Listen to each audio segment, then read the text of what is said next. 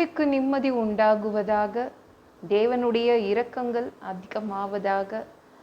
இந்த ஆகஸ்ட் மாத வாக்குத்தத்தம் ஏசாயா 54:10. மலைகள் விலகினாலும் பர்வதங்கள் நிலை பெயர்ந்தாலும் என் கிருபை உன்னை விட்டு விலகாமலும் என் சமாதானத்தின் உடன்படிக்கை நிலை பெயராமலும் இருக்கும் என்று உன்மேல் மனதுருகுகிற கர்த்தர் சொல்லுகிறார்.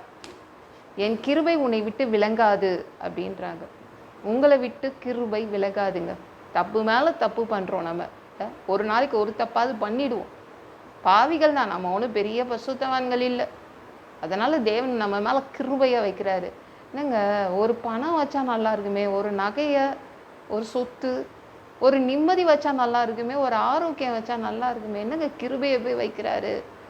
அவர் உங்கள் மேலே கிருபையை வைக்கிறாருங்க. அதனால் பெரிய ஆளுங்க கண்ணில் தயவு கிடைக்கும். சரிங்களா? ஒரு கைதி மேலே அவர் கிருபையை வச்சாருங்க.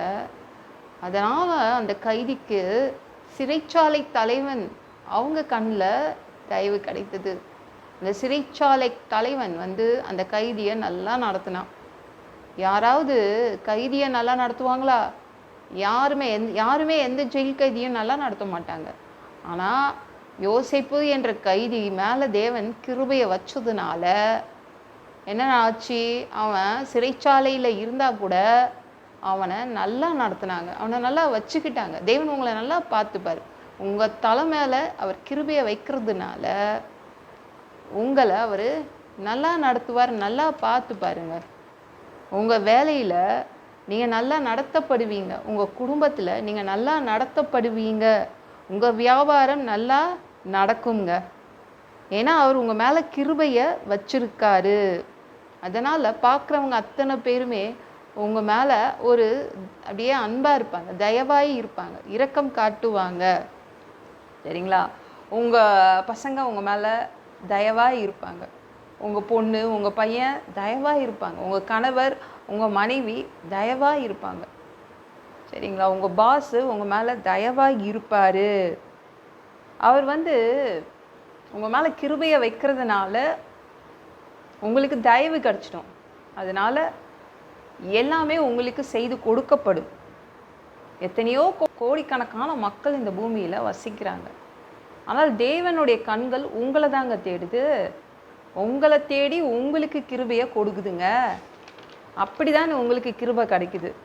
அவர் கண்களுக்கு கிருபை கிடைச்சதுனால நீங்கள் பூமியில் உள்ள அத்தனை மனிதர்களிலும் காட்டிலும் நீங்கள் தான் விசேஷித்தவர்களாக இருக்கிறீங்க. விசேஷித்தவர்களாக தேவன் பார்க்கிறார் உங்களை. ஏன்னா அவர் தேடி தேடி உங்கள் மேலே கிருபையை வைக்கிறாரு. அதனால் நீங்கள் விசேஷித்தவர்களாய் மாறுறீங்க. ஒரு வீட்டில் விசேஷம் நடக்குதுன்னா எப்படிங்க இருக்கும்? ஒரு ஃபங்க்ஷன் நடக்குதுன்னா எப்படி இருக்கும்? அந்த வீடு எப்பவும் மாதிரியாக இருக்கும். நல்ல சாப்பாடு போடுவாங்க, அந்த வீடு நல்லா அலங்கரிக்கப்படும், நிறையா பேரை கூப்பிடுவாங்க, ஃப்ரெண்ட்ஸை கூப்பிடுவாங்க, சொந்தக்காரங்களை கூப்பிடுவாங்க. எப்படி களை கட்டும்ல, அதே மாதிரி தான் தேவன் உங்கள் மேலே கிருபையை வைக்கும்போது நீங்கள் விசேஷித்தவர்களாக இருப்பீங்க. உங்கள் வேலையில் நீங்கள் விசேஷித்தவர்களாக இருப்பீங்க. உங்கள் குடும்பத்தில் நீங்கள் விசேஷித்தவர்களாக இருப்பீங்க. உங்கள் வியாபாரம் மற்ற வியாபாரங்களை விட உங்களுடைய வியாபாரம் தான் விசேஷித்தமானதாக இருக்கும். அதனால தான் அவர் உங்கள் மேலே கிருபையை வைக்கிறாரு. விசேஷமாக இருக்கணும். என் பிள்ளைங்களா யார் பார்த்தாலும் ஒரு தனியாக தெரியணும் அப்படின்னு உங்கள் மேலே அவர் கிருபையை வைக்கிறாரு. ஒரு நாள் ஒரு வேலைக்காரன், ஆபிரகாமுடைய வேலைக்காரன், ஆபிரகாமுடைய கீழே தாங்க அவன் வேலை பார்த்தான். அவன் ஆபிரகாமுடைய பையனுக்கு பொண்ணு பார்க்கறதுக்காக போகிறான். அப்போ அவங்களுடைய எஜமான அவன் புகழ்கிறான். யாராவது யாருக்கு கீழேயாவது வேலை செய்கிறாங்கன்னா அவங்க பாஸை யாரும் புகழ மாட்டாங்க. அவங்க பாஸ் போயிட்டோன்னே கண்டிப்பாக அவரை பற்றி குறை தான் சொல்லுவாங்க. ஆனால் இந்த ஆபிரகாமுடைய அந்த வேலைக்காரன் அவங்க பாஸை புகழ்கிறான், அவங்க எஜமான புகழ்கிறான். நீங்கள் ஆதியாகமம் 24:27 எடுத்து படித்து பாருங்களேன், எப்படி அவன் புகழ்கிறான் பாருங்களேன். என் எஜமானாகிய ஆபிரகாமின் தேவனாய் இருக்கிற கர்த்தருக்கு சோத்திரம், அவர் தம்முடைய கிருபையையும் தம்முடைய உண்மையையும் என் எஜமானை விட்டு நீக்கவில்லை. நான் எங்கள் பாஸ் வந்து சொல்லும்போது, அதான் ஆபிரகாம் சொல்லும்போது 140 வயசு ஆயிடுச்சு, இவர் இஷ்டத்துக்கு வளர்றாரு போல தான் நான் நினச்சேன். சொந்தக்காரங்க பொண்ணு தான் வேணும் அப்படின்னு எங்கள் பாஸ் சொன்னார். ஏதோ வளர்றாரு அப்படின்னு நினச்சேன். ஒரு அட்ரஸும் கொடுக்கல, லொக்கேஷனும் கொடுக்கல. ஆனாலும் நான் வந்து தேட வந்தேன். மெசொப்பொத்தாமியாவுக்கு வந்தேன். நாகோர் தேடி வந்தேன், இந்த ஊருக்கு வந்தேன். ஆனால் எங்கள் ஆபிரகாமுடைய தேவன் வந்து கிருபையை நீக்கவே இல்லை. ஆபிரகாம் கிட்ட கிருபை அப்படியே இருக்குது. ஆபிரகாம் மேலே வச்ச கிருபை அப்படியே இருந்துச்சு அப்படின்னு ஆபிரகாம் கிட்ட கீழே வேலை செய்தவர் சொல்கிறாரு. தேவன் அவ்வளோ கிருபை வச்சுருக்காரு. அதனால தான் பொண்ணு உடனே கிடச்சிருச்சு. எங்கள் எஜமான் இந்த ஆபிரகாம் என்ன ஆசைப்பட்டாரோ அதே மாதிரி பொண்ணு கிடச்சிருச்சு. அவங்களுடைய அண்ணனுடைய குடும்பத்திலேயே அந்த பொண்ணு கிடச்சிருச்சு. அவங்க அண்ணன் நாகோருடைய குடும்பத்தையே நான் கண்டுபிடிச்சிருக்கேன். அவ்வளோ அதிசயப்படுறான். உண்மையிலே தேவன் வந்து ஆபிரகாம் மேலே அவ்வளோ கிருபையை வச்சுருக்காரு. அந்த கிருபையை அவர் நீக்கவில்லை அப்படின்னு அவ்வளோ ஆச்சரியத்தில் அவன் சொல்கிறான். உங்கள் மேலே வச்ச கிருபைகள் அவர் நீக்கி போட மாட்டாருங்க.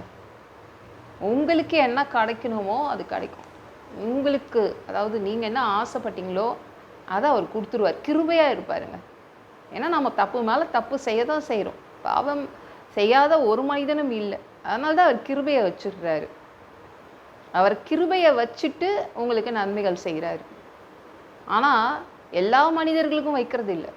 அவருடைய கண்கள் சில பேருக்கு அவர் வந்து தேடுறாரு. நீங்கள் தான் தேவனை தேடுறீங்களா, அதனால் உங்கள் மேலே அவர் கிருபை வைக்கிறாரு. நீங்கள் தான் தேடி எவ்ரிடே தேடுறீங்களா, அது போதும், அவருக்கு கிருபையை வச்சிடுறாரு. அதெல்லாம் நிறைய நன்மைகளை நீங்கள் பெற்றுக்கொள்வீங்க. உங்களுக்கு தேவையானது உங்களுக்கு கொடுக்கப்படும். உங்களை நீங்கள் நல்லா நடத்தப்படுவீங்க. சரிங்களா? நீங்கள் ஏதோ ஒன்று தேடுறீங்களா, அதை தேவன் உங்களுக்கு கொடுப்பாரு. சரிங்களாங்க? இந்த வீடியோ பிடிச்சிருந்துச்சுன்னா மற்றவங்களுக்கும் ஷேர் பண்ண மறக்காதீங்க. கர்த்தர் தாமே உங்களை ஆசீர்வதிப்பாராக. ஜெபம் பண்ணலாமா? அன்பு பிதாவே, உங்கள் பிள்ளைங்க மேலே நீங்கள் கிருபையை வச்சுட்றீங்க. அதனால் உங்கள் பிள்ளைங்களுக்கு எல்லார் கண்களிலும் தயவு கிடைக்கும். உங்கள் பிள்ளைங்க விசேஷித்தவர்களாக இருப்பாங்க. யார் பார்த்தாலும் உங்கள்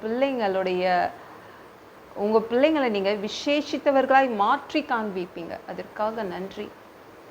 உங்கள் பிள்ளைங்களை விட்டு கிருபையை நீக்க மாட்டீங்க, விளக்க மாட்டீங்க. அதற்காக நன்றி. எல்லா பொல்லாத பிசாசுகள், ஏவல்கள், மந்திரங்கள், தற்கொலை ஆவிகள், பயத்தின் ஆவிகள், பலவீனப்படுத்துகின்ற ஆவிகள் எல்லாம் ஏசு என்ற பெயரினை கொண்டு துரத்துகிறேன். ஓடிப்போ. உங்கள் பிள்ளைங்களை ரத்த கோட்டிக்குள் மறைச்சிக்கோங்க. பரிசுத்த ஆவியால் நிரப்புங்க. ஞானஸ்நானம் எடுக்கணும். ரட்சிப்பீராக. இயேசுவின் காயப்பட்ட தழும்புகளால் எல்லா வியாதிகளும், எல்லா பலவீனங்களும், கேன்சர் போன்ற வியாதிகளும் சரியாகுவதாக. மரணப்படுக்கைகள் சரியாகுவதாக. பரம்பரை வியாதிகள் சரியாகுவதாக. ஒரு மனிதனாக பிறந்தா ஜீவ புஸ்தகத்தில் பேர் இருக்கணும். அப்படி இல்லைன்னா அந்த மனுஷனை பிடிச்சி நீங்கள் நரகத்தில் தள்ளிடுவீங்க. தீ எரிக்கிற இடத்துல எப்படி போய் வாழ்கிறதுப்பா? பரலோகத்துக்கு வரதுக்கு தான் ஆசைப்படுறோம். அடித்து உதச்சி திருத்தி எங்களை பரலோகத்துக்கே அனுப்பிடுங்க. கழுவப்படாத பாவங்கள் எங்ககிட்ட இருந்துச்சு, நான் உங்கள் திரு ரத்தத்தை கொண்டு கழுவி எங்களை பரலோகத்துக்கே அனுப்பிடுங்கப்பா. எந்த ஒரு இமைப்பொழுது நீங்கள் வருவீங்கன்னு இயேசுவை வணங்கி காத்துட்ருக்கோம். பரிசுத்தமாக வாழ்ந்து காத்துட்ருக்கோம். அந்த ஒரு இமைப்பொழுதில் உங்களுக்கு ஒப்பான உடம்பு எங்களுக்கு கொடுக்கப்படும். அதை பெற்றுக்கொண்டு மதியமானத்தில் உங்களை சந்திக்க வருவோம். அந்த தருணத்தை நாங்கள் இழந்துடக்கூடாதுப்பா. ஒரு மனுஷனால் பரிசுத்தமாக வாழ்றது கூடாத விஷயம். அதற்கு உதவி கேட்டு வந்து நிற்கிறோம். 7 வருடம் அந்தி கிறிஸ்து ஆட்சியில் விட்டுட்டு போயிடாதீங்க. பிசாசு நடத்தும் ஆட்சியில் விட்டுட்டு போயிடாதீங்க. நன்றி அப்பா. 1000 வருடம் இந்த பூமியை ஆட்சி செய்வதற்காக வருவீங்க. அந்த பொற்காலத்தை பார்க்க ஆசைப்படுறோம். எல்லாவற்றையும் ஒப்பு கொடுக்குறேன். இயேசு மூலம் கிளம்பிடாவே. ஆமென். நாளைக்கு பார்க்கலாம்.